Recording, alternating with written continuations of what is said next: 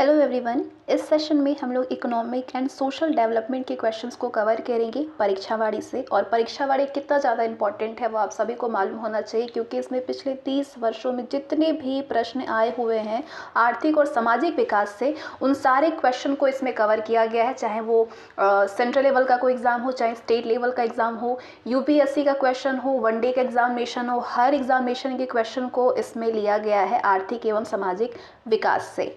चलिए शुरू करते हैं। इससे पहले मैंने ऑल सब्जेक्ट कवर कर दिया है, जिसके प्लेलिस्ट के लिंक आपको डिस्क्रिप्शन में मिल जाएंगे। फर्स्ट टॉपिक, भारतीय अर्थव्यवस्था के महत्वपूर्ण आयाम से रिलेटेड जितने भी क्वेश्चन अब तक आए हुए हैं उन सारे क्वेश्चन को कवर करेंगे।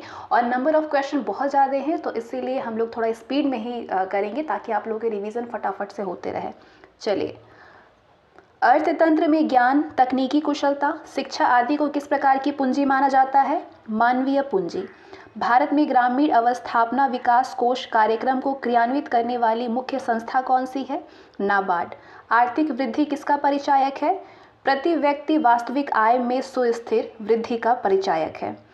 वर्ष 2020 में प्रकाशित मानव विकास रिपोर्ट यानी HDR 2019 के अनुसार भारत में बहुआयामी गरीबी से ग्रसित लोगों का प्रतिशत क्या है? 27.9%। किसी दी गई अवधि के लिए एक देश की राष्ट्रीय आय है नागरिकों द्वारा उत्पादित वस्तुओं और सेवाओं के कुल मूल्य के बराबर। अधोलिखित स्थिति में सुधार होने पर भारत को UNDP द्वारा निर्मित मानव विकास सूचकांक में ऊंचा स्थान मिलेगा। कौन कौन सी स्थिति में सुधार के लिए? शुद्ध पेयजल की उपलब्धता, अधिक बच्चों का स्कूल जाना, अधिक प्रौढ़ों का साक्षर होना। ये 3 स्थिति में यदि सुधार होती है तो भारत को UNDP के द्वारा निर्मित मानव विकास सूचकांक में ऊंचा स्थान मिल सकेगा। भारत के सकल मूल्य वर्धन में सर्वाधिक अंशदान करता है सेवाएं, जिसमें 54.3% एट GVA इन 2020-21 पे। भारत के प्रति व्यक्ति वास्तविक आय यानी पर कैपिटा इनकम में धीमी बढ़त के लिए मुख्य रूप से उत्तरदायी कारण रहा है जनसंख्या में तेज बढ़त, मूल्यों में भारी बढ़त, कृषि तथा औद्योगिक क्षेत्रों के विकास में धीमी गति। और भारतीय अर्थव्यवस्था के लक्षण क्या है? तो ये 3 लक्षण होते हैं: श्रम की शून्य न्यून कार्य क्षमता, प्रति व्यक्ति कम आय, पूंजी निर्माण की न्यून दर। श्रम की न्यून कार्य क्षमता, प्रति व्यक्ति कम आय, पूंजी निर्माण की न्यून दर। नेक्स्ट क्वेश्चन, सेवा क्षेत्र में किस वर्ग का भारत की GVA में सर्वाधिक हिस्सा 2020-21 में है? वित्तीय, रियल एस्टेट और व्यावसायिक सेवाएं 22.2%। नेक्स्ट, मानव विकास रिपोर्ट 2020 के अनुसार भारत का मानव विकास यानी HDI सूचकांक है 0.645। यदि रैंक की बात करें तो 131वां स्थान है। और जितनी भी डेटाज आपको सारी चीज़ें मिल रही है ये 2020-21 तक है, ठीक है। तो ये लेटेस्ट नहीं है, आप इसको करंट अफेयर से ज़रूर से अपडेट करिएगा। नेक्स्ट, भारत में सेवा क्षेत्र में सम्मिलित हैं व्यापार, होटल, रेस्तरां, परिवहन एवं संचार, भंडारण, वित्त पोषण, बीमा, भू संपदा एवं कारोबारी सेवाएं, सामुदायिक, सामाजिक तथा व्यक्तिगत सेवाएं, निर्माण। भारत में प्रति व्यक्ति आय का कितना अनुमान दादा भाई नौरोजी ने किया था? 20 रुपये प्रति वर्ष। कितना, कब? 1867-68 में। महालवाड़ी व्यवस्था का प्रथम प्रस्तावक कौन था? हार्ट मैकेंजी था 1822 में। डाकू राज्य उपमा किस कालखंड को प्रदान की गई है? 1765 से 72 को प्रदान की गई है। डाकू राज्य उपमा दी गई है इस कालखंड को बंगाल में 1765 से 72 ईस्वी के काल को KM पडिक्कर के द्वारा। नेक्स्ट, औपनिवेशिक अर्थव्यवस्था से आप क्या समझते हैं? औपनिवेशिक अर्थव्यवस्था क्या होता है? किसी देश की अर्थव्यवस्था का दूसरे देश द्वारा शासित होना औपनिवेशिक अर्थव्यवस्था कहलाता है। अंग्रेजों ने किस प्रकार की आर्थिक व्यवस्था भारत में अधिरोपित किया था? अर्ध सामंतवादी व्यवस्था यानी सेमी फ्यूडल इकोनॉमी, यानी इसमें सरकार व सामंत दोनों को ही अधिकार थे। अर्ध सामंतवादी व्यवस्था। नेक्स्ट क्वेश्चन, हमारी प्रणाली एक ऐसे स्पंज के रूप में काम करती है जो गंगा के किनारों से प्रत्येक अच्छी वस्तु ले लेती है, फिर टेम्स के किनारे पर निचोड़ देती है। ये वक्तव्य किसने दिया था? जॉन सुल्वीन ने दिया था। उत्तरी भारत में भूमि कर व्यवस्था का प्रवर्तक किसे माना जाता है? मार्टिन बर्ड को। महलवाड़ी भूधारण प्रणाली सर्वप्रथम कहाँ से और किसके द्वारा लागू की गई थी? 1833 में लॉर्ड विलियम बेंटिंग के द्वारा आगरा और अवध में लागू की गई थी। बंगाल का सर्वाधिक भीषण एवं संहारक अकाल का वर्ष कौन सा था? 1943 था। गतिहीन विकास का क्या तात्पर्य है? तो वो अर्थव्यवस्था जिसमें वास्तविक राष्ट्रीय व प्रति व्यक्ति आय प्रायः स्थिर रहती है, वो गतिहीन विकास होता है। नेक्स्ट, ब्रिटेन की औद्योगिक तथा वाणिज्यिक नीतियां औपनिवेशिक भारत में किस प्रकार की थी? पूरक अर्थव्यवस्था थी। कॉम्प्लीमेंट्री इकोनॉमी, यानी भारत इंग्लैंड की पूरक अर्थव्यवस्था का स्थान ले ले। नेक्स्ट, भारत में राष्ट्रीय आय का प्राकलन किया जाता है केंद्रीय सांख्यिकी संगठन के द्वारा। मानवीय गरीबी सूचकांक किस वर्ष में विकसित किया गया? 1997 में। आर्थिक नियोजन के युग के आरंभ से भारत की सकल राष्ट्रीय आय में कृषि का हिस्सा निरंतर कम होता रहा है। भारतीय अर्थव्यवस्था के बारे में अमर्त्य सेन के सुझावों से संबंधित कथन है, इसे जन उन्मुख होना चाहिए, सबसे अधिक निर्धन व्यक्ति की आर्थिक सुरक्षा होनी चाहिए, विश्व अर्थव्यवस्था में इनके एकीकरण के साथ राष्ट्रीय बचाव होना चाहिए। नेक्स्ट क्वेश्चन, दिल्ली, गोवा, चंडीगढ़ एवं सिक्किम में से किस राज्य में औसत प्रति व्यक्ति आय वर्ष 2018-19 में सर्वाधिक थी? गोवा में थी, 4,30,081। नेक्स्ट, भारत में हिंदू समृद्धि दर, जन्म दर, जनसंख्या, प्रति व्यक्ति आय एवं राष्ट्रीय आय में से किससे संबंधित है? राष्ट्रीय आय से। भूटान, जापान एवं स्वीडन में से किस देश ने सकल राष्ट्रीय सुख को प्रगति का सूचक चुना है? भूटान ने चुना है। वर्ष 2018-19 में सर्वाधिक प्रति व्यक्ति आय वाले 5 राज्य अथवा केंद्र शासित क्षेत्र कौन से हैं? गोवा, सिक्किम, दिल्ली, चंडीगढ़ और हरियाणा। बंद अर्थव्यवस्था यानी क्लोज्ड इकोनॉमी से क्या आशय है? आयात निर्यात बंद।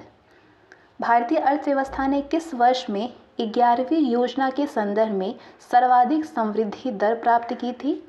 2010-11 में। किसने मानव विकास सूचकांक की संकल्पना को विकसित किया है? महबूब उल हक ने। औपनिवेशिक शासन के दौरान राष्ट्रीय आय का आकलन करने वाला प्रथम भारतीय कौन था? दादा भाई नौरोजी थे। इन्होंने अपनी book poverty and un-British rule in India में धन के विकास सिद्धांत यानी ड्रेन थ्योरी को प्रतिपादित किया।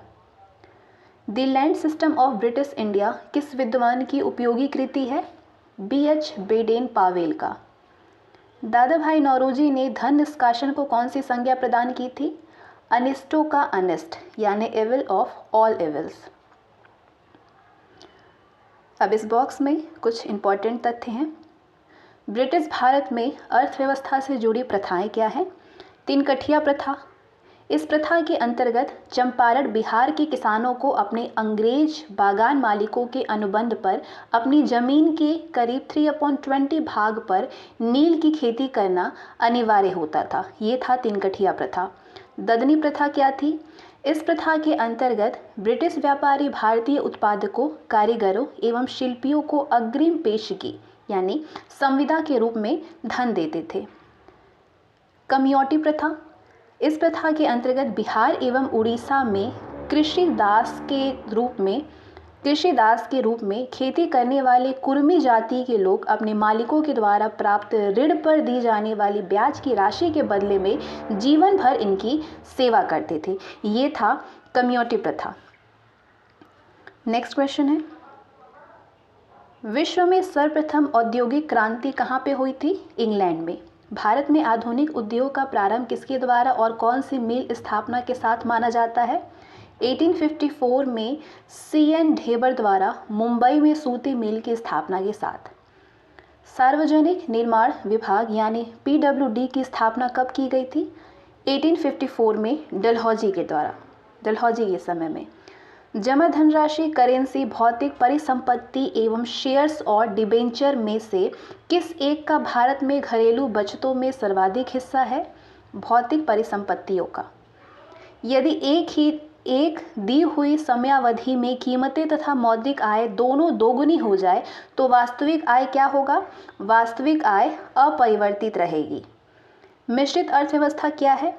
सार्वजनिक क्षेत्र एवं निजी क्षेत्र का सह अस्तित्व है। सकल राष्ट्रीय आय, सकल राष्ट्रीय उत्पाद, जनसंख्या, खाद्यान्न और प्रति व्यक्ति आय में से हिंदू समृद्धि दर का संबंध किस समृद्धि दर से है? सकल राष्ट्रीय उत्पाद से है।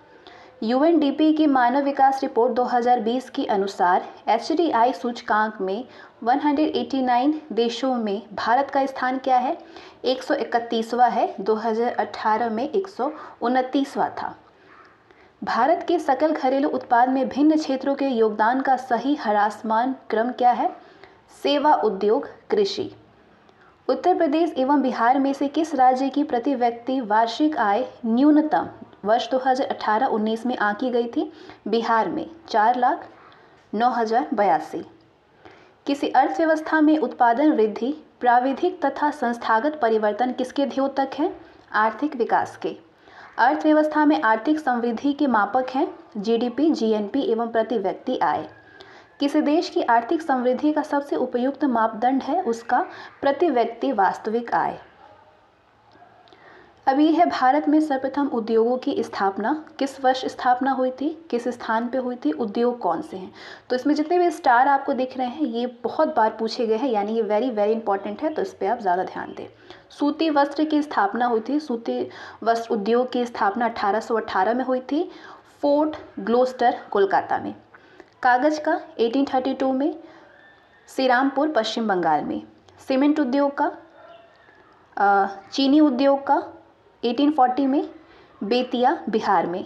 सीमेंट उद्योग की स्थापना हुई थी 1904 में चेन्नई में। जूट की स्थापना हुई थी 1855 में रिशंसरा पश्चिम बंगाल में। लोहा इस्पात की स्थापना वर्ष है 1870 कुल्टी पश्चिम बंगाल में। ऊनी वस्त्र उद्योग की स्थापना 1876 में कानपुर में। कृत्रिम रेशा रेयॉन की स्थापना 1920 में श्रावणकोर केरल में। एल्यूमिनियम की स्थापना 1937 में हुई थी जेके नगर में। भारी अभियांत्रिकी की स्थापना 1958 में रांची झारखंड में हुई थी। इसको पॉज करके आप एक बार और देख सकते हैं। नेक्स्ट क्वेश्चन, आर्थिक समृद्धि तथा विकास किस प्रकार की अवधारणा है? वस्तुनिष्ठ एवं व्यक्तिनिष्ठ अवधारणा है, यानी ऑब्जेक्टिव एंड सब्जेक्टिव।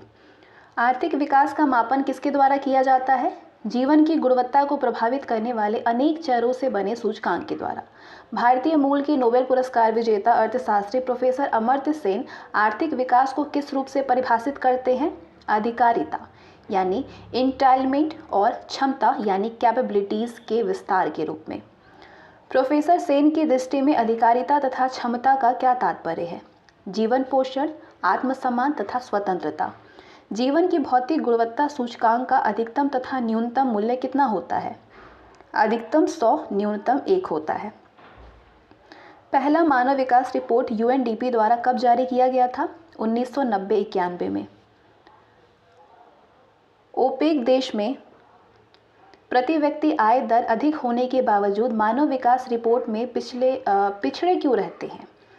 ओपेक देशों का सामाजिक, आर्थिक, तकनीकी व संस्थागत दृष्टिकोण परंपरागत एवं जीवन स्तर दयनीय अवस्था में होने के कारण ओपेक देश में प्रति व्यक्ति आय दर अधिक होने के बावजूद मानव विकास रिपोर्ट में पिछड़े रहते हैं। नेक्स्ट, मानव विकास सूचकांक के प्रतिपादक स्व महमूद उल हक पाक के मुख्य सहायक भारतीय अर्थशास्त्री कौन थे? प्रोफेसर अमर्त्य सेन भारत के थे। ठीक है।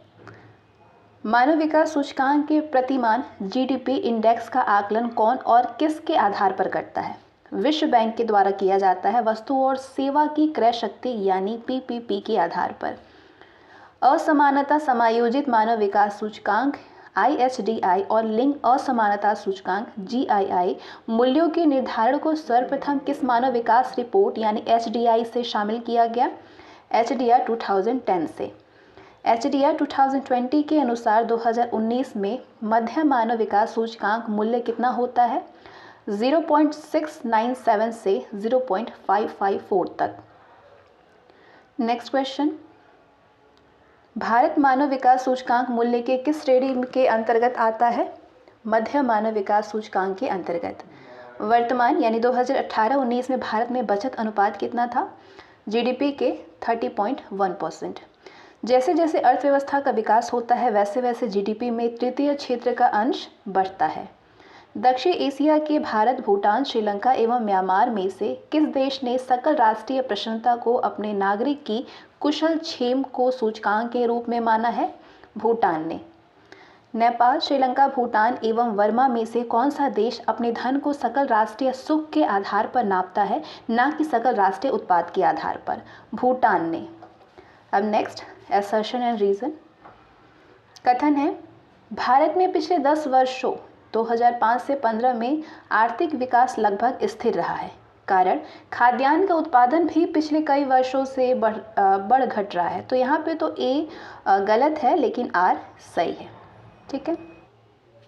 भारत की आर्थिक वृद्धि दर है, ये वित्तीय वर्ष 2020-21 का डेटा है। किस एजेंसी का क्या वित्तीय वर्ष है? IMF अक्टूबर 2020 में वित्तीय वर्ष 2020 में कमी यानी 10.3 और 2021 में 8.8। विश्व बैंक का 9.6, 2021 में 5.4। यूएनओ का 2020 में 9.6 यानी कमी और 2021 में 7.3। एडीबी का वित्तीय वर्ष 9.0 2020 में और 2021 में 8.0। यहाँ पे आप इसको पॉज करके देख सकते हैं भारत की आर्थिक वृद्धि दर, वित्तीय वर्ष 2020-21 का डेटा। नेक्स्ट, प्रश्नानुसार उत्तर प्रदेश में प्रति व्यक्ति आय की निम्नता के कारण है? तेजी से बढ़ती जनसंख्या, साहसीपन का अभाव और अपर्याप्त अधोसंरचनात्मक सुविधाएं। नेक्स्ट, भारत की अर्थव्यवस्था कैसी है? विकासशील है। भारत में नियोजित अर्थव्यवस्था आधारित है मिश्रित अर्थव्यवस्था पर। भारत में GVA एट बेसिक प्राइजेस की वृद्धि दर वर्ष 2020-21 फर्स्ट AE में कितनी थी? -7.2। वर्ष 2018-19 में भारत में सकल राष्ट्रीय उत्पाद में वन क्षेत्र का योगदान कितना था? 1.3%। 2011-12 के आधार वर्ष के अनुसार 2020-21 में भारत की GVA में उद्योग का अंश था 25.8% के मध्य। मानव विकास यानी ह्यूमन डेवलपमेंट की बात करें तो एशियाई देशों में सर्वोत्तम निष्पादन है हांगकांग का 0.49। HDR 2020 के अनुसार असमानता समायोजित मानव विकास सूचकांक की रैंकिंग में शीर्ष और निम्न स्थान है। शीर्ष नॉर्वे का, निम्न नाइजर का। कौन एक एनर्जी स्टैटिस्टिक्स नामक प्रकाशन को समय समय पर निकालता है? केंद्रीय सांख्यिकी संगठन निकालता है यानी सेंट्रल स्टैटिस्टिकल ऑर्गेनाइजेशन। कथन ए है, यद्यपि 1947 के बाद की अवधि में भारत की राष्ट्रीय आय कई गुना बढ़ गई है, परंतु प्रति व्यक्ति आय स्तर में कोई सुदृढ़ सुधार नहीं हुआ है। कारण, भारत की जनता का काफ़ी बड़ा भाग अब भी गरीबी की रेखा के नीचे रह रहा है। तो ए और आर दोनों सही है, परंतु ए की सही व्याख्या आर नहीं करता है। नेक्स्ट, MPI 2020 के आकलन में शामिल 107 देशों में कितने लोग बहुआयामी निर्धनता से ग्रस्त हैं? 1.3 बिलियन। HDI के तीनों आयामों के विभिन्न पहलुओं के संदर्भ में कितने वचनों पर ध्यान दिया जाता है? 10 वचनों पर। कौन कौन से? स्कूलावधि के वर्ष, बाल नामांकन, बाल मृत्यु, पोषण, विद्युत उपलब्धता, सफाई पेयजल, फर्श, भोजन हेतु ईंधन, परिसंपत्ति। विश्व बैंक ने प्रति व्यक्ति आय के आधार पर विश्व के देशों को कितने भागों में बांटा है? 3 समूहों में बांटा है। कौन कौन से? उच्च आय वाले देश में जिनके प्रति व्यक्ति आय $12,376 हो या अधिक हो। उच्च मध्यम आय वाले देश जिनके प्रति व्यक्ति आय $3,996 से $12,375 तक हो। निम्न मध्यम आय वाले देश में $1,026 से $3,995 तक, और निम्न आय वाले देश हैं जिनके की प्रति व्यक्ति आय $1,025 या इससे कम हो।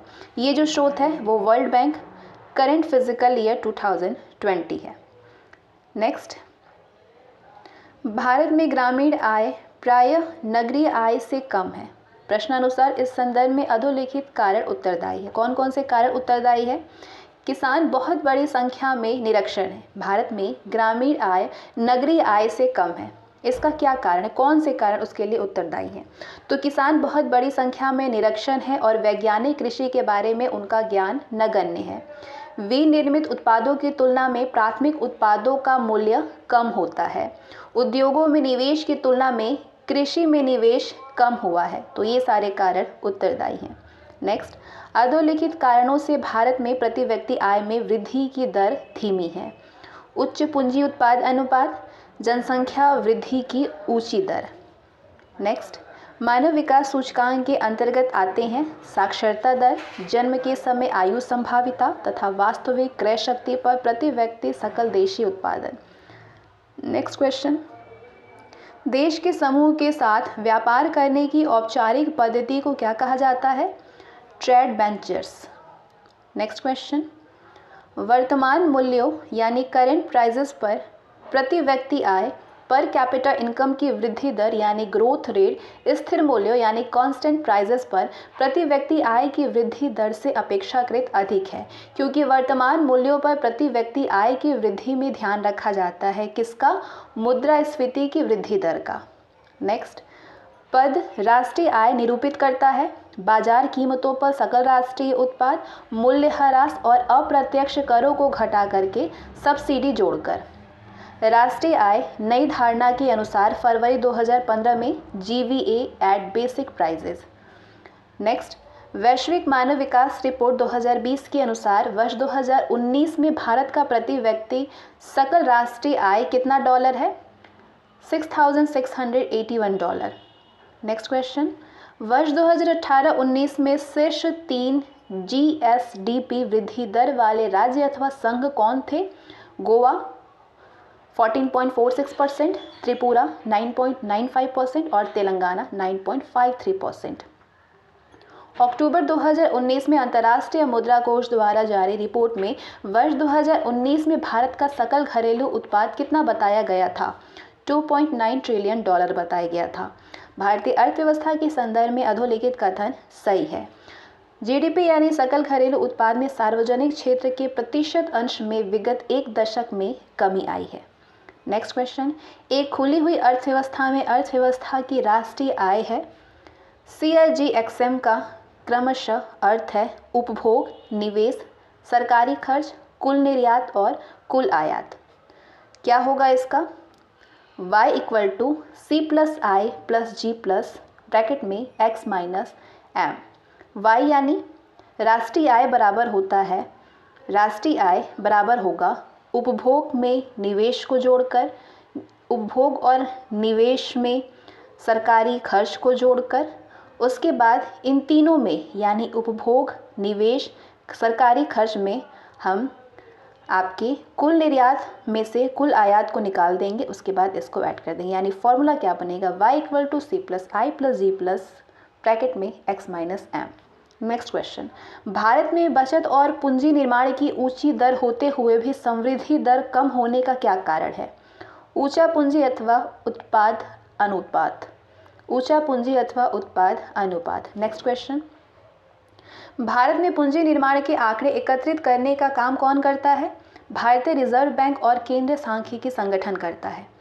ये विचार कि भविष्य में भारतीय नियोजन में वस्तुओं से अधिक ध्यान व्यक्तियों को देना चाहिए व्यक्त किया गया था अमर्त्य सेन के द्वारा। उपभोग व्यय, शिशु मृत्यु दर, वयस्क साक्षरता दर एवं स्वास्थ्य में से कौन सा तत्व मानवीय विकास सूचकांक का तत्व नहीं है?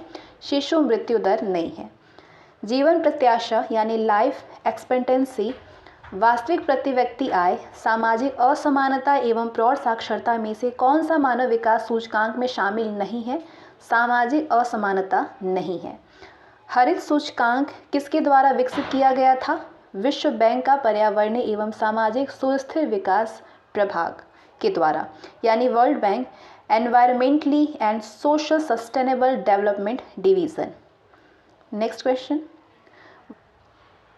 वर्ष 2020-21 में भारत में प्रति व्यक्ति वार्षिक आय चालू कीमत पर लगभग कितनी अनुमानित है? 1,26,968 रुपीज़। भारत के किस राज्य ने मानव विकास प्रतिवेदनों का प्रकाशन सर्वप्रथम किया था? मध्य प्रदेश ने। कौन सा क्षेत्र भारत के सकल घरेलू उत्पाद को सर्वाधिक योगदान देता है? तृतीयक क्षेत्र। भारत में बैंकिंग तथा वित्तीय क्षेत्र, निर्यात क्षेत्र, घरेलू क्षेत्र एवं निजी कॉरपोरेट क्षेत्र में से कौन सा क्षेत्र बचत में सर्वाधिक योगदान करता है? घरेलू क्षेत्र करता है। जोखिम पूंजी से क्या तात्पर्य है? नए उद्यमों को उपलब्ध कराई गई दीर्घकालीन प्रारंभिक पूंजी। भारतीय अर्थव्यवस्था के चुनिंदा सूचक हैं ये की इंडिकेटर्स ऑफ इंडियन इकोनॉमी। तो ये डेटास पुराने हैं, तो इसके लिए आपको करंट अफेयर्स से यानी जो इकोनॉमिक सर्वे होगा लेटेस्ट आर्थिक सर्वेक्षण, उससे आपको अपडेट होना होगा। और इकोनॉमिक सर्वे मैं कवर करा दूंगी आप सभी का।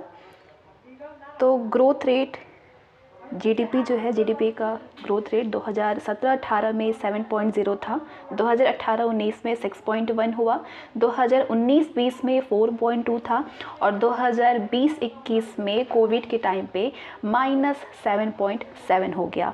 वहीं जीवीए की बात करें ग्रोथ रेट तो 2017-18 में 6.6, 18-19 में 6.0, 19-20 में 3.9 और 2020-21 में -7.2। ठीक है।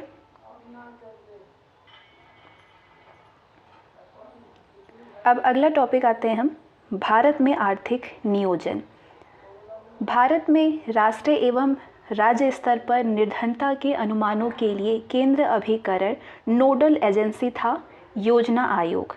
नेक्स्ट क्वेश्चन, सरकार के अनुमानों के अनुसार 12वीं पंचवर्षीय योजना में आधारभूत संरचना के लिए आवश्यक निवेश का आकार है $1000 बिलियन। $1000 बिलियन। नीति आयोग का पूरा नाम क्या है?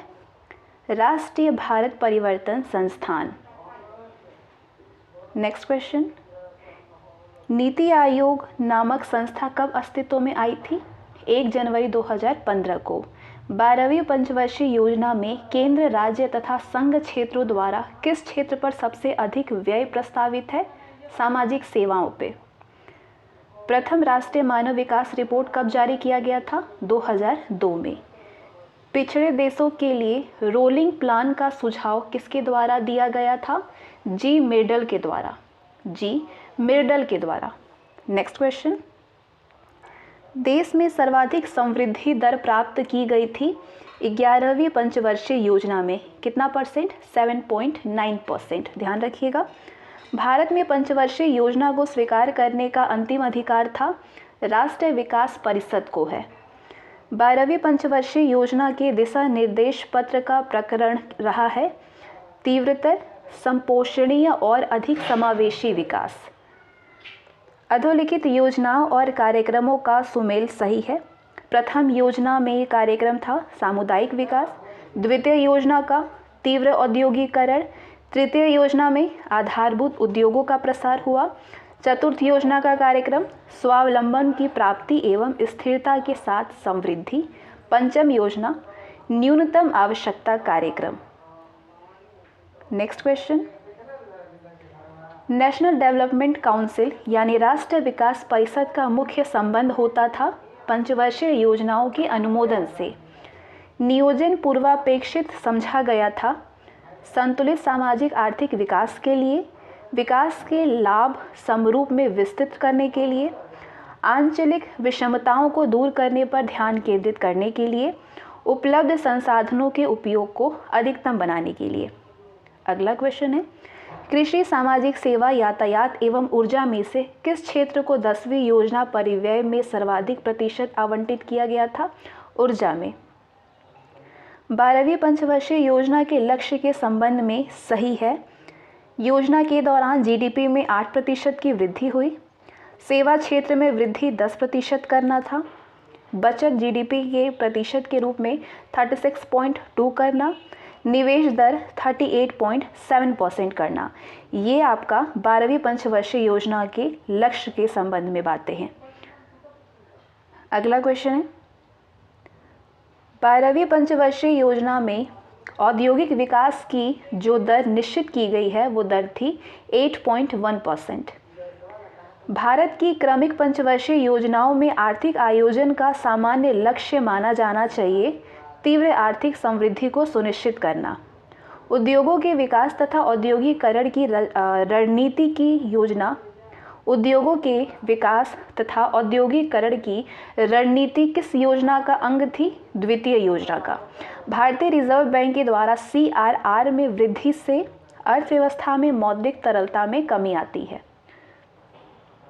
12वीं पंचवर्षीय योजना में कृषि में वार्षिक समृद्धि दर का प्रतिशत लक्ष्य है 4.0%। राष्ट्रीय विकास परिषद मुख्यतः संबद्ध है भारत में मुख्य विकास योजनाओं के अनुमोदन और मूल्यांकन से। नेक्स्ट क्वेश्चन, 12वीं पंचवर्षीय योजना में अधिकतम राशि आवंटित की गई थी सामाजिक सेवाएं 34.7% और ऊर्जा क्षेत्र के लिए, ऊर्जा क्षेत्र 18.8%। भारत में 12वीं पंचवर्षीय योजना का कार्यकाल था 2012 से 17। 20 सूत्रीय आर्थिक कार्यक्रम सर्वप्रथम प्रारंभ किया गया था 1975 में। शिक्षा क्षेत्र के लिए 11वीं पंचवर्षीय योजना की विषय वस्तु यानी थीम क्या थी? थीम था अनिवार्य प्रारंभिक शिक्षा। भारत में अनवरत योजना किस वर्ष में कार्यशील था? 1978-79 में। आदेशात्मक यानी प्रिस्क्रिप्टिव और निर्देशात्मक योजना यानी इंडिकेटिव प्लानिंग में आधारभूत अंतर है। क्या क्या अंतर है दोनों में? आदेशात्मक योजना में आदेश सोपान बाजार तंत्र का स्थान पूरी तरह से ले लेता है, जबकि निर्देशात्मक योजना में उसे बाजार प्रणाली के कार्यकरण को सुधारने का केवल एक साधन माना जाता है। तो ये है दोनों में अंतर, निर्देशात्मक और आदेशात्मक में। किस पंचवर्षीय योजना के दौरान आपातकाल लगाया गया था? नए चुनाव हुए थे और जनता पार्टी चुनी गई थी। पंचवर्षीय योजना में ऐसा हुआ था। 11वीं पंचवर्षीय योजना में निरूपित समावेशी विकास में अधोलिखित को सम्मिलित करता था। क्या क्या? 11वीं पंचवर्षीय योजना में निरूपित समावेशी विकास थे गरीबी में कमी लाना, रोजगार अवसरों का विस्तार करना, लिंग असमानता में कमी लाना, लिंग असमता में कमी लाना। अगला क्वेश्चन है, भारतीय योजना के संदर्भ में ये कथन सही है? द्वितीय पंचवर्षीय योजना ने भारी उद्योगों की स्थापना पर बल दिया। तृतीय पंचवर्षीय योजना के औद्योगिकरण की रणनीति के रूप में आयात प्रतिस्थापन की अवधारणा को प्रारंभ किया। जितने भी क्वेश्चन है ये सारे अब तक 30 वर्षों में जितने भी सारे एग्जामिनेशन में पूछे गए थे वो सारे क्वेश्चन हैं जो कि आपके आने वाले सभी एग्जामिनेशन के लिए वेरी वेरी इंपॉर्टेंट क्वेश्चन है। योजना अवकाश यानी प्लान हॉलीडे वर्ष था 1966-69। इसके अलावा बस आपको इसके लिए करंट अफेयर से अपडेट होने की ज़रूरत है, बाकी सारे क्वेश्चन आपके यहाँ पे कवर हो रहे हैं। 6ठी व 8वीं पंचवर्षीय योजनाएं 1980 से 85 और 1992 से 97 की अवधि की थी। तो 11वीं पंचवर्षीय योजना की अवधि क्या थी? 11वीं पंचवर्षीय योजना की अवधि थी 2007 से 12। किस योजना में भोजन, काम और उत्पादन का नारा दिया गया था? 7वीं पंचवर्षीय योजना में। 10वीं पंचवर्षीय योजना का समापन किस वर्ष में हुआ था? 2007 में। 11वीं पंचवर्षीय योजना में सेवा विकास की दर का लक्ष्य क्या था? 9.9%। भारत का योजना आयोग था एक सलाहकार संस्था। भारत की 12वीं पंचवर्षीय योजना का आकार क्या था? आकार था 43,33,739 करोड़ रुपीस। FYP यानी आयोजना मॉडल और पंचवर्षीय योजना, इसका मुख्य उद्देश्य क्या था?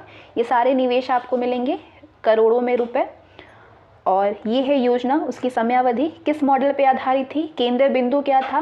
कितना निवेश प्रस्तावित किया गया था और वास्तविक निवेश कितना था? ठीक है। पहली योजना की समयावधि थी 1951 से 56। ज़्यादा क्या पूछा जाता है? समयावधि पूछा जाता है। ज़्यादातर जो क्वेश्चन पूछा जाता है वो पूछा जाता है कि ये किस मॉडल पे ये योजना आधारित थी, इसका केंद्र बिंदु क्या था। ठीक है, तो पहली जो योजना थी इसकी समयावधि थी 1951 से 56। ये पहली योजना किस मॉडल पे आधारित थी? हैरट डोमर मॉडल। कई बार ये क्वेश्चन पूछा जा चुका है। पहली पंचवर्षीय योजना हैरट डोमर मॉडल पे आधारित थी। इसका केंद्र बिंदु था कृषि विकास पर बल। प्रस्तावित किया गया था निवेश 2070, ये सारे रुपए जो है वो करोड़ में है। वास्तविक निवेश हुआ था 1960। दूसरी पंचवर्षीय योजना की बात करें FYP2 की, तो इसकी समय अवधि थी 1956 से 61।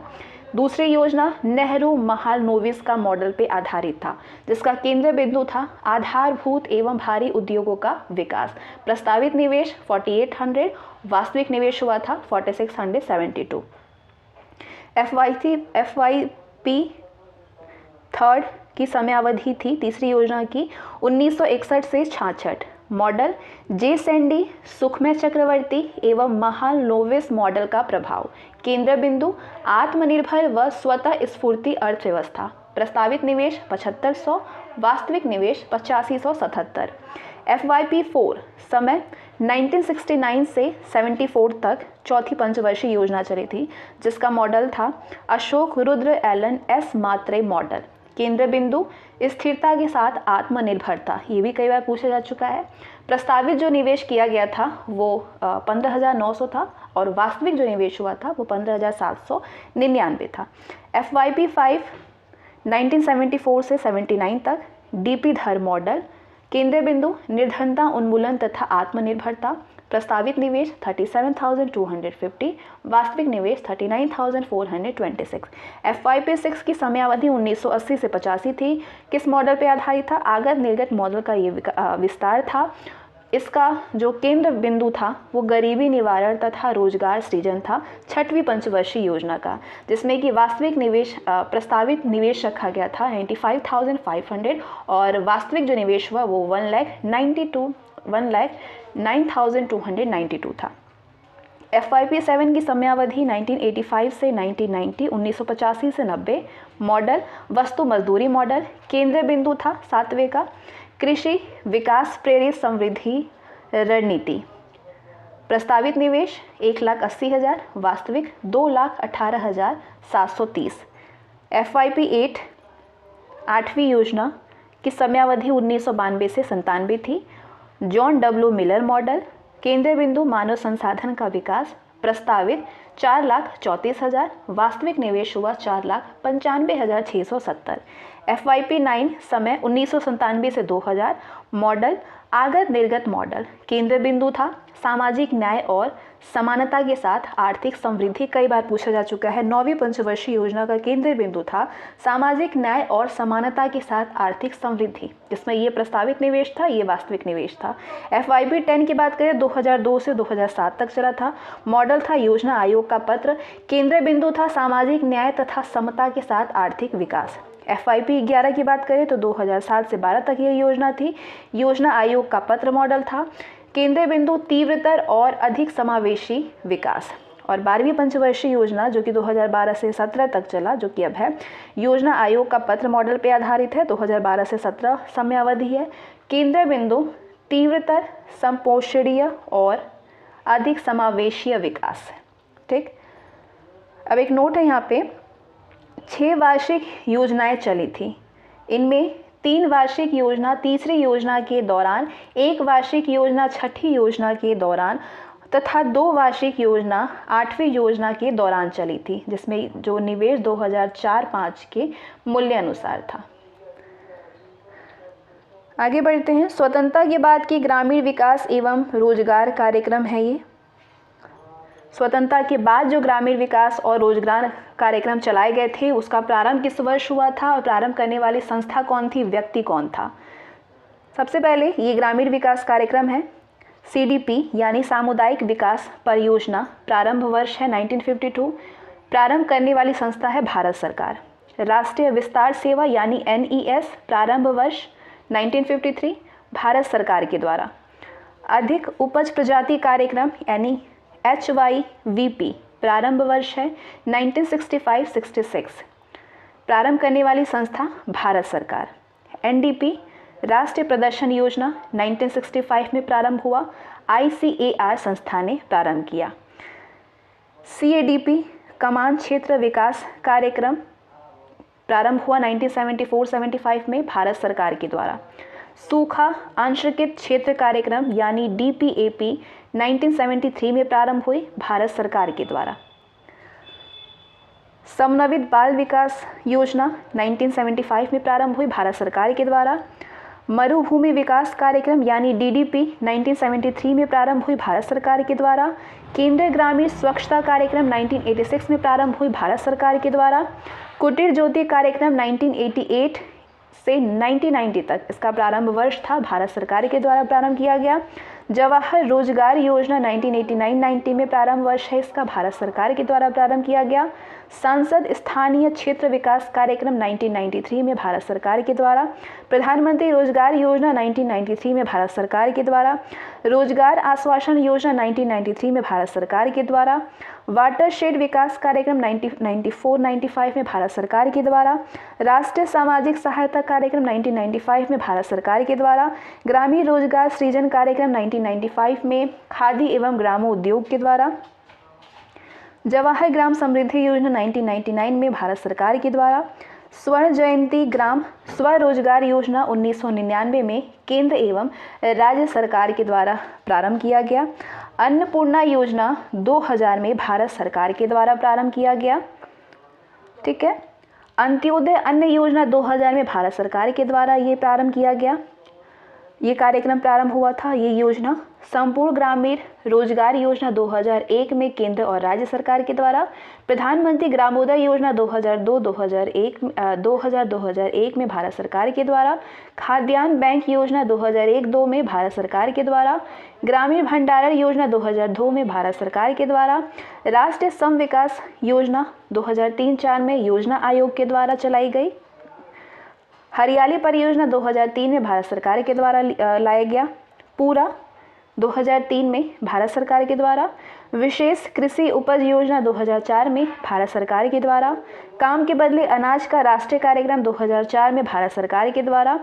त्वरित ग्रामीण जल आपूर्ति कार्यक्रम 1972-73 में भारत सरकार के द्वारा प्रारंभ किया गया, जिसमें कि राष्ट्रीय पेयजल मिशन 1986 में भारत सरकार के द्वारा। राष्ट्रीय गांधी राष्ट्रीय पेयजल मिशन 1991 में भारत सरकार के द्वारा। स्वजल धारा कार्यक्रम 2002 में भारत सरकार के द्वारा। भारत निर्माण कार्यक्रम 2005 में प्रारंभ हुआ, प्रारंभ वर्ष है, भारत सरकार के द्वारा। राजीव गांधी ग्रामीण विद्युतीकरण योजना 2005 में भारत सरकार के द्वारा। राष्ट्रीय ग्रामीण स्वास्थ्य मिशन कार्यक्रम 2005 में भारत सरकार के द्वारा। राष्ट्रीय ग्रामीण रोजगार गारंटी योजना यानी मनरेगा 2009-2006 में भारत सरकार के द्वारा। तो ये था आपका स्वतंत्रता के बाद के ग्रामीण विकास और रोजगार कार्यक्रम। नेक्स्ट क्वेश्चन है, राष्ट्रीय नियोजन में रोलिंग प्लान की अवधारणा लागू की गई थी जनता पार्टी सरकार के द्वारा। 11वीं पंचवर्षीय योजना का उद्देश्य क्या था? तीव्रतर और अधिक समावेशी विकास। प्रथम से 10वीं तक के पंचवर्षीय योजनाओं के मार्गदर्शी सिद्धांत क्या थे? रोजगार, आत्मनिर्भरता और सामाजिक न्याय। ये जो पंचवर्षीय योजना से रिलेटेड आप जितने प्रश्न देख रहे हैं ना, ये आपके रेलवे के CBT 1, CBT 2, आपके ग्रुप डी सभी के लिए बहुत ज़्यादा ये इंपॉर्टेंट है, क्योंकि यहाँ से क्वेश्चन खूब सारे उठाए जाते हैं उसमें। राष्ट्रीय विकास परिषद का गठन किस तिथि को हुआ था? 6 अगस्त 1992 को हुआ था, अब 52 को 1952 में। ठीक है। किसने राष्ट्रीय विकास परिषद को एक सर्वोच्च मंत्रिपरिषद की संज्ञा प्रदान किया था? श्री के संथानम ने। राष्ट्रीय विकास परिषद तथा योजना आयोग का अध्यक्ष कौन होता था? प्रधानमंत्री होता है। कौन सी संस्था सहकारी संघवाद का सर्वोत्तम उदाहरण थी? राष्ट्रीय विकास परिषद। योजना आयोग के किस पदाधिकारी को केंद्रीय मंत्री के बराबर का दर्जा प्रदान किया गया था? आयोग के उपाध्यक्ष को। हैरड डोमर मॉडल पर आधारित भारत की कौन सी पंचवर्षीय योजना थी? प्रथम योजना थी, जो कि 1951 से 56 तक थी। भारतीय योजना के वस्तुकार कौन थे? PC महालनोबिस। भारत में स्वसंपोषित विकास का उद्देश्य सर्वप्रथम किस योजना में अपनाया गया था? चतुर्थ पंचवर्षीय योजना में। भारत में योजना आयोग का सृजन किया गया था मंत्रिमंडल के एक प्रस्ताव के द्वारा। 12वीं पंचवर्षीय योजना में उच्चतम वृद्धि दर किस क्षेत्र में लक्षित थी? सेवा क्षेत्र में। कथन है, नीचे से ऊपर नियोजन एक लक्ष्य है जो अभी भी प्राप्त होना है। कारण दे रहा है कि गांव एक इकाई के रूप में आर्थिक व्यवहार्यता के लिए बहुत उपयुक्त है। तो A और R दोनों सही है और R A की सही स्पष्टीकरण है। नेक्स्ट, 10वीं पंचवर्षीय योजना की वृद्धि दर कितनी थी? 7.6%। 10वीं पंचवर्षीय योजना में उच्चतम वृद्धि का लक्ष्य रखा गया था व्यापार के लिए। आर्थिक नियोजन एक विषय है समवर्ती सूची का। आत्मनिर्भर एवं स्वयं स्फूर्त अर्थव्यवस्था का मुख्य उद्देश्य किस पंचवर्षीय योजना में रखा गया था? तीसरी योजना में। सर्वप्रथम गरीबी निवारण का उद्देश्य किस पंचवर्षीय योजना में अपनाया गया था? 5वीं पंचवर्षीय योजना में। भारत की किस योजना को कृषि एवं सिंचाई योजना की संज्ञा प्रदान की गई थी? प्रथम पंचवर्षीय योजना को। 11वीं पंचवर्षीय योजना में अधिकतम राशि आवंटित की गई थी कितनी? सामाजिक सेवाओं तथा ऊर्जा के लिए। सामाजिक सेवाओं में 30.2%, ऊर्जा हेतु 23.4%। 11वीं पंचवर्षीय योजना का उद्देश्य क्या था? तीव्रतर और अधिक समावेशी विकास की ओर। 3 वर्षीय योजना अवकाश किन पंचवर्षीय योजनाओं के मध्य आयोजित किया गया था? तीसरी तथा चौथी पंचवर्षीय योजनाओं के मध्य। किस पंचवर्षीय योजना में कुल परिव्यय का सर्वाधिक भाग कृषि पर व्यय किया गया? प्रथम पंचवर्षीय योजना में 31.0%। किस पंचवर्षीय योजना में कुल परिव्यय का पावर विकास पर सर्वाधिक व्यय किया गया? 7वीं योजना 28.0%। सामाजिक सेवाओं पर सर्वाधिक व्यय किस पंचवर्षीय योजनाओं में किया गया? 11वीं और 10वीं पंचवर्षीय योजनाओं में। 11वीं में 35.5% और 10वीं में 28.4%। अनवरत योजना की अवधारणा किसने सर्वप्रथम प्रस्तुत किया था?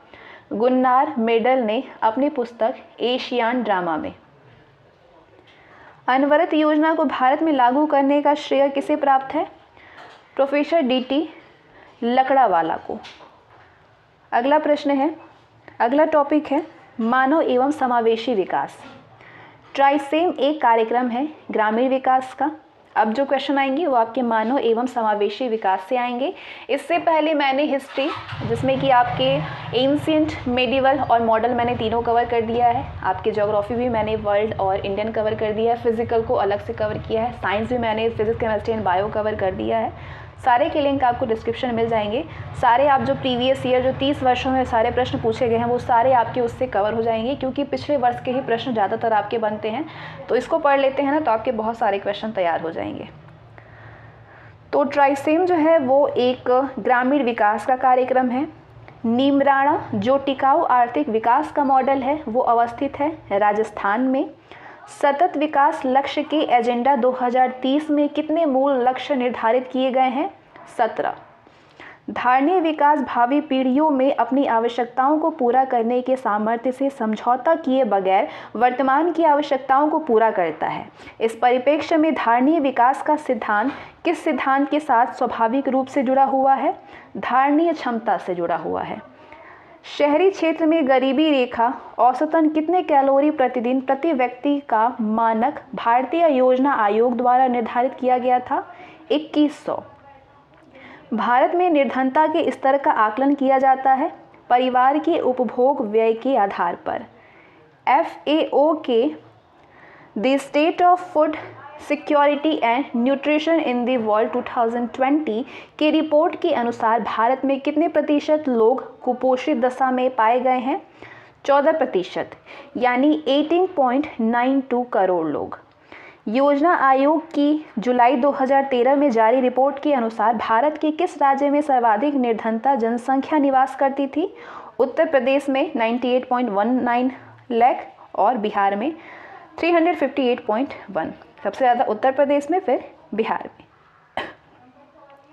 तो योजना आयोग ने 2013 में जारी रिपोर्ट के अनुसार भारत के किस राज्य में सर्वाधिक निर्धन जनसंख्या निवास करती थी? उत्तर प्रदेश और बिहार में। योजना आयोग की जुलाई 2013 में जारी रिपोर्ट के अनुसार मध्य प्रदेश, छत्तीसगढ़, ओडिशा एवं उत्तर प्रदेश में से किस राज्य का अधिकतम प्रतिशत गरीबी रेखा से नीचे के लोगों का था? छत्तीसगढ़ का था 39.93%। सार्वजनिक वितरण प्रणाली को बनाए रखने और सुरक्षित भंडार के निर्माण के लिए जिन कीमतों पर सरकार खाद्यान्न खरीदती है वो है वसूली कीमतों के नाम से जानी जाती है। दीपक पारेख कमेटी मुख्यतः गठित की गई थी अवसंरचना के विकास और वित्तीयन के लिए उपाय सुझाने हेतु। नेक्स्ट, जुलाई 2013 में जारी योजना आयोग की रिपोर्ट 2011-12 के अनुसार 2011-12 के अनुसार भारत का दूसरा सबसे अधिक प्रतिशत गरीबी वाला राज्य था झारखंड 36.96%। भारत में ग्रामीण क्षेत्रों में गरीबी रेखा को निर्धारित करने के लिए योजना आयोग द्वारा कितनी प्रति व्यक्ति कैलोरी ग्राह्यता संस्तुति की गई थी? 2400। भारत में गरीबी को परिभाषित किया गया था कैलोरी प्राप्ति से, वर्तमान में उपभोग व्यय के आधार पर परिभाषित किया गया। रंगराजन समिति के अनुसार भारतीय जनसंख्या का लगभग कितना प्रतिशत गरीबी रेखा के नीचे निवास कर रहा है? 29.5%। नेक्स्ट, कथन ए, गरीबी रेखा से नीचे के लोगों को एक अभिहित समूह के रूप में मानने की आवश्यकता है। तो ये कथन है, इसका कारण दे रहा है कि इससे कार्यक्रम अभिकरणों को लक्षित करने में सहूलियत होती है। तो ए और आर दोनों सही है और आर ए का सही स्पष्टीकरण है। नेक्स्ट, रंगराजन समिति के अनुसार अधोलिखित राज्यों में गरीबी रेखा के नीचे जनसंख्या का प्रतिशत 2011-12 के अनुसार है। पंजाब में 11.3%, बिहार में 41.3%, उत्तर प्रदेश में 39.8% और राजस्थान में 21.7%। सबसे ज़्यादा बिहार में, फिर उत्तर प्रदेश में। नेक्स्ट, विभेदीकृत ब्याज योजना का उद्देश्य रियायती ऋण प्रदान करना था। किसके लिए? समाज के कमजोर वर्ग के लिए। सार्वजनिक वितरण प्रणाली का लक्ष्य है गरीबों को खाद्य सुरक्षा उपलब्ध कराना। रंगराजन समिति के अनुसार भारतवर्ष में ग्रामीण व शहरी गरीबी जनसंख्या का अनुपात कितने प्रतिशत है? तो ग्रामीण जनसंख्या का अनुपात है 30.9% और शहरी 26.4% 2011-12 के अनुसार। नेक्स्ट, कथन है, भारत में अमीर व गरीब दोनों ही कुपोषित है। कारण, अमीर गलत भोजन खाते हैं और गरीब रूखा सूखा भोजन करते हैं। तो ए और आर दोनों सही है और आर ए की सही व्याख्या है। नेक्स्ट कथन, विकास की ऊंची दर के साथ शिक्षित बेरोजगारी बढ़ती है। कारण, ये तब होता है जब व्यावसायिक शिक्षा की कमी होती है। तो ए और आर दोनों सही है और आर ए की सही व्याख्या है। लॉरेंज वक्र तथा गिनी गुणांक को कब और किसने विकसित किया था? मैक्स ओलारेंज ने 1905 में और कोरेडो गिनी ने 1912 में किया था। आय के वितरण की विषमता की माप की सर्वाधिक प्रचलित विधि कौन सी है? गिनी गुणांक है। योजना आयोग ने देश में निर्धनता की माप के लिए प्रोफेसर डी.टी. लकड़ावाला की अध्यक्षता में विशेषज्ञ दल की नियुक्ति कब की थी? 1989 में किया था। समिति ने अपना रिपोर्ट 1993 में प्रस्तुत की थी। नेक्स्ट क्वेश्चन, अखिल भारतीय स्तर पर ग्रामीण एवं शहरी क्षेत्रों में प्रतिदिन कितने रुपए से कम खर्च करने वाले को गरीब माना जाता है? ग्रामीण क्षेत्रों में जो 27.20 रुपए से कम व शहरी क्षेत्रों में 33.33 रुपए से कम। राष्ट्रीय और राज्य स्तरों पर ग्रामीण और शहरी क्षेत्रों के लिए अलग अलग गरीबी रेखा से नीचे जीवन यापन करने वाले लोगों की संख्या और अनुपात का अनुमान लगाने के लिए कौन सी संस्था नोडल एजेंसी थी? योजना आयोग थी। योजना आयोग किस आधार पर गरीबी का अनुमान लगाता है? लगभग 5 वर्ष के अंतराल के बाद राष्ट्रीय प्रतिदर्श सर्वेक्षण कार्यालय यानी NSSO द्वारा किए गए परिवार के उपभोग पर हुए खर्च के वृहद नमूना सर्वेक्षण के आधार पर अनुमान लगाता है। अखिल भारतीय स्तर पर तेंदुलकर समिति ने 2011-12 में ग्रामीण तथा शहरी क्षेत्रों में कितने रुपए प्रति व्यक्ति प्रति माह व्यय को निर्धनता रेखा की पहचान के लिए निर्धारित किया है? 816 रुपये और 1000 रुपये। तेंदुलकर समिति के अनुसार अखिल भारतीय स्तर पर 2009-10 के निर्धनता अनुपात की अपेक्षा 2011-12 के अनुपात में कितने प्रतिशत की कमी हुई थी? 7.88% की। अधोलिखित सुमेलित है। कृषि श्रमिक सामाजिक सुरक्षा योजना 2001 में आई थी। स्वर्ण जयंती ग्राम स्वरोजगार योजना 1999 में, रोजगार गारंटी योजना 2006 में, प्रधानमंत्री ग्रामोदय योजना 2002 में। भारत निर्माण किसको विकसित करने का कार्यक्रम है? भारतीय ग्रामीण जीवन को। मध्याह्न भोजन हेतु किसके द्वारा प्रबंध तथा वित्तीय व्यवस्था की जाती है? मानव संसाधन विकास मंत्रालय के द्वारा। राष्ट्रीय ग्रामीण स्वास्थ्य मिशन का शुभारंभ कब हुआ था? 12 अप्रैल 2005 को।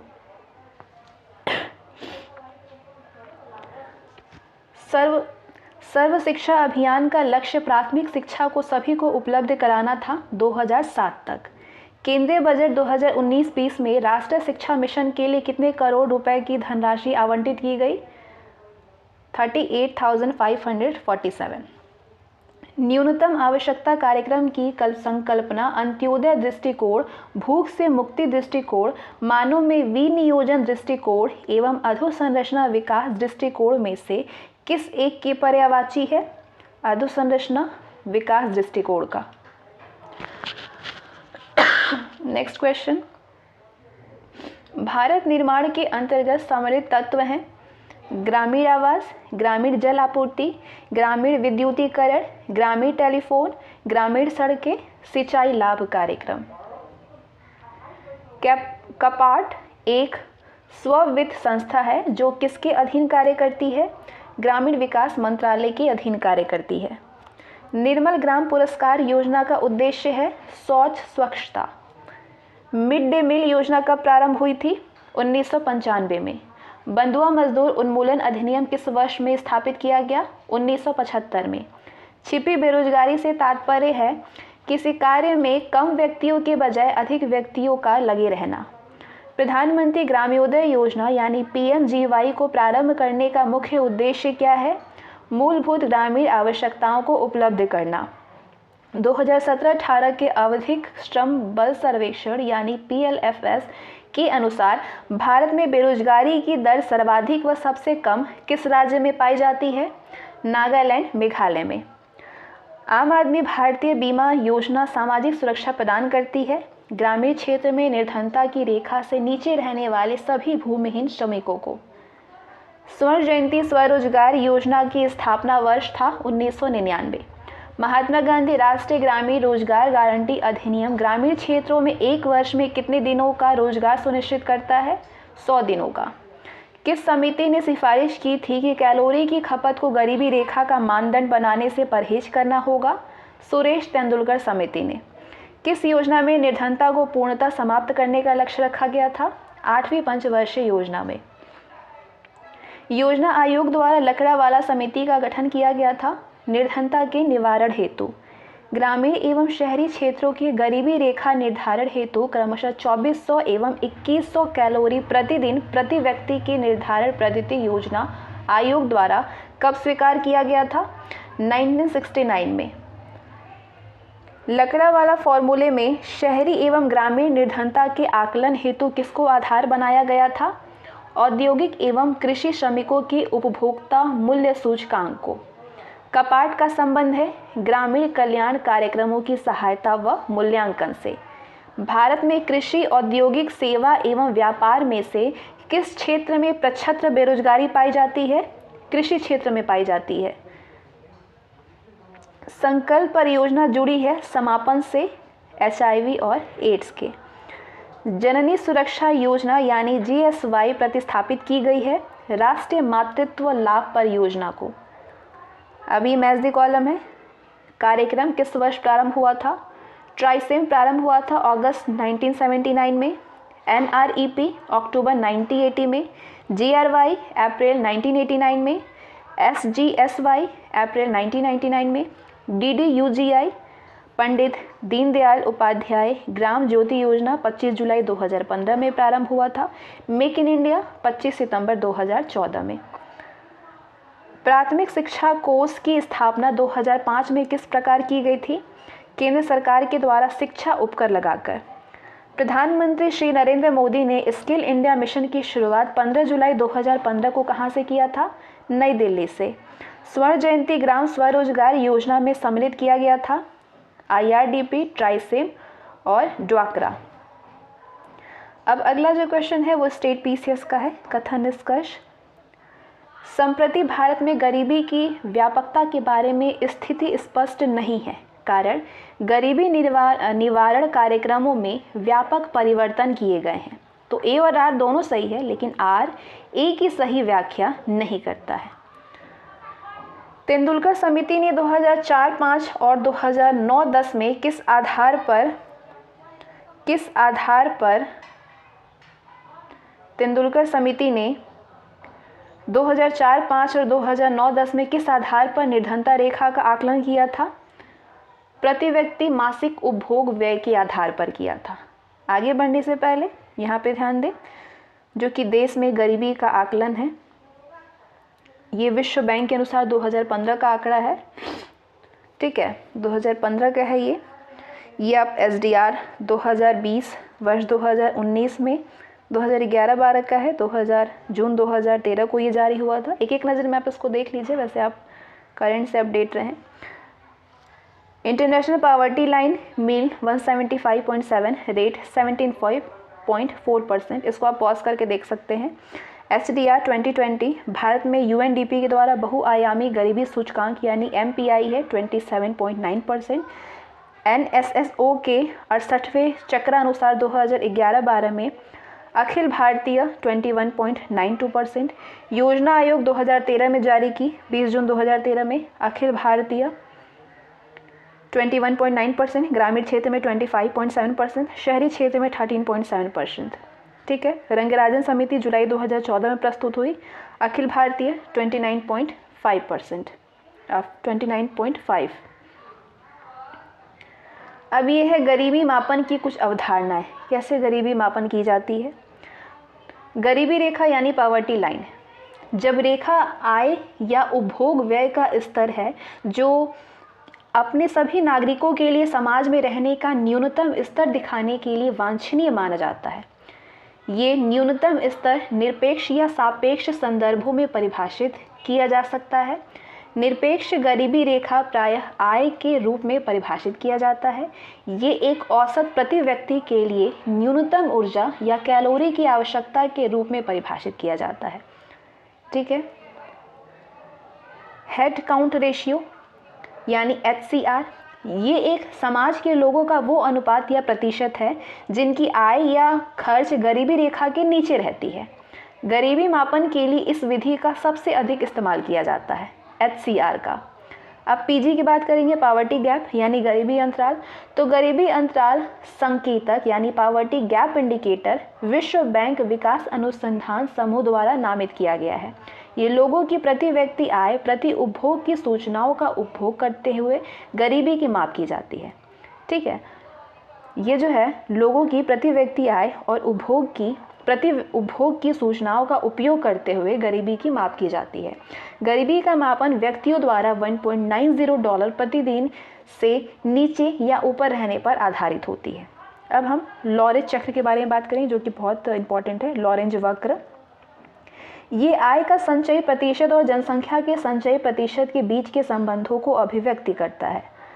यदि सभी की आय प्राप्त करने वाले के हिस्से में बराबर रहे, यानी 10% लोगों के पास 10% हिस्सा हो, तो हमें एक विशेष प्रकार का लॉरेंज वक्र प्राप्त होगा, जिसे निरपेक्ष समता रेखा कहते हैं। यदि निरपेक्ष आय में समानता होगी तो ऐसी स्थिति में लॉरेंज वक्र 45 डिग्री रेखा वाला होगा। ठीक है, बहुत इंपॉर्टेंट है ये बात। वास्तविक आंकड़ों पर आधारित लॉरेंज वक्र इस निरपेक्ष समान रेखा में जितनी दूर होगी, लोगों के बीच असमानता उतनी ही अधिक होगी, जबकि लॉरेंज वक्र जितना ही अधिक निरपेक्ष समता रेखा के पास होगी, आय की असमानता उतनी ही कम होगी। तो ये तो बात हुई लॉरेंज वक्र की। गिनी गुणांक विधि, ये विधि सापेक्ष निर्धनता माप की दूसरी विधि होती है। गिनी गुणांक का प्रयोग आय या संपत्ति की असमानता की माप के लिए किया जाता है। गिनी गुणांक लॉरेंज वक्र और 45 डिग्री रेखा निरपेक्ष समता रेखा के बीच का क्षेत्रफल दर्शाता है। गिनी गुणांक का मूल्य 0 से 1 के बीच होता है। इसका मूल्य 1 के बराबर उस समय होता है जब निरपेक्ष असमानता की स्थिति में होती है, वहीं 0 के बराबर मूल्य निरपेक्ष समानता की स्थिति में होता है। गिनी गुणांक का मान आमतौर पर 0.3 से 0.7 के बीच होता है।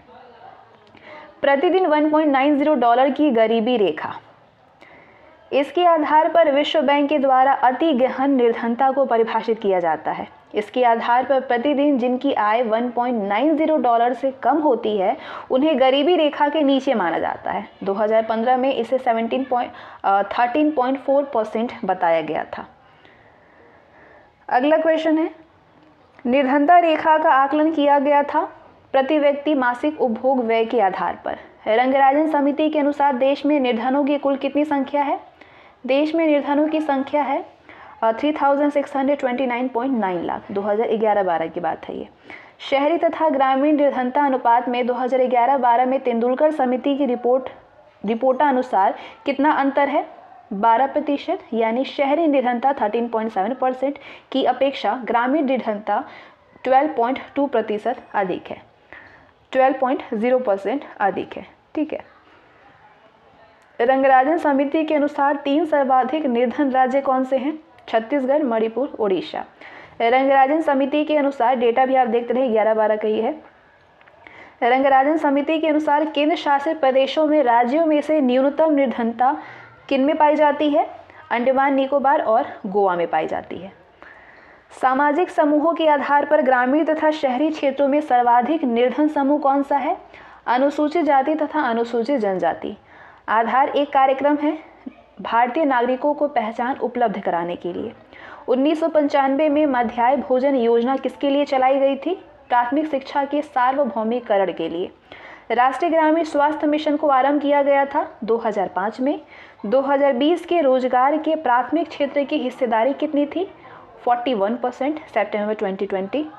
उद्योग तथा सेवा क्षेत्र का योगदान 2020 के रोजगार की दृष्टि से कितना था? 26 और 32%। जनपद प्राथमिक शिक्षा कार्यक्रम का आरंभ हुआ था 1994 में। राष्ट्रीय ग्रामीण रोजगार समूचे देश में लागू की गई थी 1 अप्रैल 2008 में। मनरेगा के अंतर्गत भुगतान की गई औसत मजदूरी वित्तीय वर्ष 2019-20 में कितनी थी? 181.94 रुपया प्रति मानव दिवस। संगम योजना किससे जुड़ी है? विकलांगों के विकास से। गोकुल ग्राम योजना उत्तर प्रदेश, आंध्र प्रदेश, गुजरात एवं राजस्थान में से किस राज्य से संबंधित है? गुजरात से संबंधित है गोकुल ग्राम योजना। स्वर्ण जयंती ग्राम स्वरोजगार योजना योजना का आरंभ हुआ था। इस योजना का आरंभ हुआ था 1999 में। स्वर्ण जयंती ग्राम स्वरोजगार योजना का आरंभ अप्रैल 1999 में हुआ था।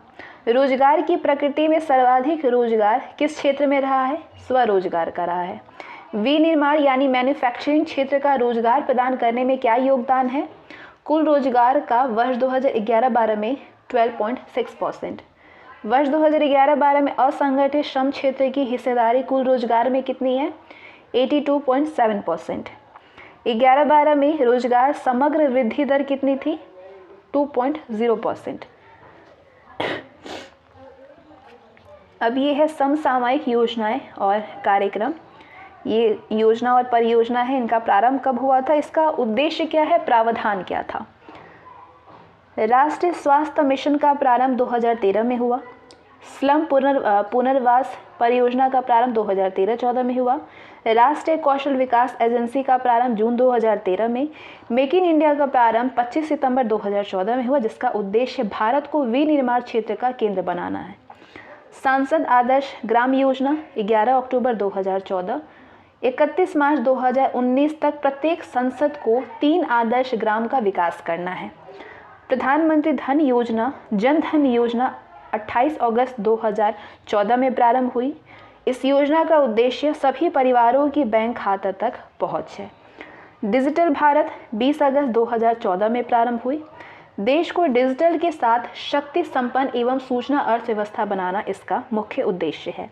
पंडित दीनदयाल उपाध्याय श्रमेव जयते कार्यक्रम 16 अक्टूबर 2014 में प्रारंभ हुआ।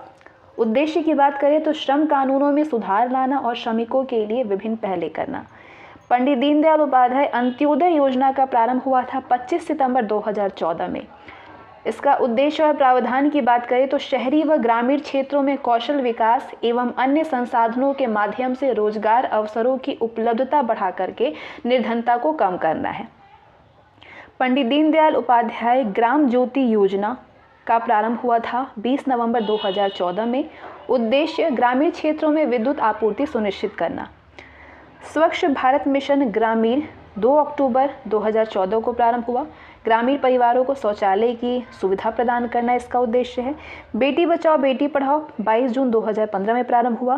प्रधानमंत्री सुरक्षा बीमा योजना 9 मई 2015 में प्रारंभ हुआ, जिसमें कि 18 से 70 वर्ष आयु वर्ग के लोगों के लिए साधारण बीमा अथवा दुर्घटना बीमा 2 लाख रुपए तक है।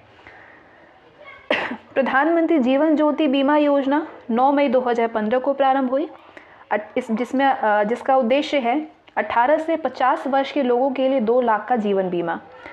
अटल पेंशन योजना 9 मई 2015 असंगठित क्षेत्र के लोगों के लिए मासिक पेंशन। अमृत यानी Atal mission for rejuvenation and urban transformation. AMRUT का प्रारंभ हुआ था 25 जून 2015 में। इसका उद्देश्य है 1 लाख से अधिक जनसंख्या वाले 500 से अधिक शहरों में आधारित संरचना व अन्य सुविधाओं का विकास करना। स्मार्ट सिटी परियोजना का प्रारंभ हुआ था 25 जून 2015 को। उद्देश्य 2015-16 से 2019-20 के दौरान देश भर में 100 चुनिंदा शहरों का स्मार्ट सिटी के रूप में विकास करना। कौशल ऋण योजना प्रारंभ 15 जुलाई 2015। बेरोजगारों को कौशल ऋण की सुविधा उपलब्ध कराना इसका उद्देश्य है। प्रधानमंत्री कौशल विकास योजना का प्रारंभ हुआ 15 जुलाई 2015 को। उद्देश्य और प्रावधान है युवाओं को व्यावसायिक व तकनीकी ज्ञान के रूप में कौशल विकास की शिक्षा दिलाना। राष्ट्रीय कौशल विकास मिशन का प्रारंभ हुआ 15 जुलाई 2015 को। उद्देश्य है देश की युवा मानव शक्ति को वैश्विक चुनौतियों से निपटने के लिए कौशल एवं योग्यता उपलब्ध कराना। इंद्रधनुष योजना का प्रारंभ हुआ 14 अगस्त 2015 को, जिसका उद्देश्य सार्वजनिक क्षेत्र के बैंकों के सुधार की दिशा में व्यापक बदलाव के लिए ये योजना लाई गई। सहज योजना 30 अगस्त 2015 को प्रारंभ हुई। नए एलपीजी उपभोक्ताओं को बेहतर सुविधा देने के लिए ऑनलाइन एलपीजी कनेक्शन उपलब्ध कराना सहज योजना का उद्देश्य है। किसान योजना प्रारंभ हुआ 6 जनवरी 2015 को। फसल बीमा कार्यक्रम के लिए आवश्यक पैदावार आकलन और फसल कटाई प्रयोगों का बेहतर नियोजन किया जाना इस योजना का मुख्य उद्देश्य है। पेनकैप और ई सहयोग योजना का प्रारंभ हुआ 27 अक्टूबर 2015 को, जिसका उद्देश्य है आयकर के रिटर्न की गड़बड़ियों को ईमेल के माध्यम से सही करना व दूर दराज के इलाकों के लिए विशेष पेनकैप तथा ई सहयोग यानी कागज रहित उपलब्ध कराना। इम्प्रिंट इंडिया 5 नवंबर 2015 को प्रारंभ हुआ। देश की इंजीनियरिंग का महाचुनौतियों की पहचान करने और उनका समाधान करने के लिए। स्वर्ण मौद्रीकरण योजना 5 नवंबर 2015 घरों व अन्य संस्थानों में निष्क्रिय पड़े सोने का उत्पादक कार्यों में इस्तेमाल। स्वर्ण जमा करने वाले लोगों को जमा स्वर्ण पर ब्याज मिलती है, तो ये इस योजना का प्रावधान उद्देश्य है। स्वर्ण बॉन्ड योजना की बात करें तो इसका प्रारंभ हुआ है 5 नवंबर 2015 को, जिसका उद्देश्य है निवेश के लिए सोना खरीदने वालों को स्वर्ण की फिजिकल डिलीवरी के स्थान पर स्वर्ण मूल्य में अंकित बोर्डों की बिक्री। स्वर्ण बुलियन योजना, ये तीनों योजना को आपको याद करने में थोड़ा कन्फ्यूज़न होगा, लेकिन ध्यान से समझिए। स्वर्ण मौद्रिक योजना, स्वर्ण बॉन्ड योजना, स्वर्ण बुलियन योजना। स्वर्ण बुलियन योजना का भी प्रारंभ हुआ था 5 नवंबर 2015 में ही, लेकिन इसका उद्देश्य है 10 ग्राम व 20 ग्राम वजन में सोने के सिक्के की बिक्री। अमृत योजना, अमृत नहीं है, ये अमृत योजना है। इसका प्रारंभ हुआ था 15 नवंबर 2015 में मरीजों को सस्ती दर पर दवा उपलब्ध कराने के लिए। प्रसाद और स्वदेश दर्शन योजना 21 नवंबर 2015 को प्रारंभ हुआ। प्रसाद और स्वदेश दर्शन योजना नवंबर 2015 देश में धार्मिक और आध्यात्मिक पर्यटन को बढ़ावा देने के लिए। ब्लू रिवॉल्यूशन योजना 21 नवंबर 2015 को मत्स्य पालन के लिए एकीकृत और समग्र विकास हेतु अनुकूल वातावरण बनाना। राष्ट्रीय रुर्बन मिशन योजना 12 फरवरी 2016 गांव को स्मार्ट गांव में बदलना, स्थानीय स्तर पर रोजगार देना, पलायन रोकना और ग्रामीण क्षेत्र में आर्थिक विकास को गति देना।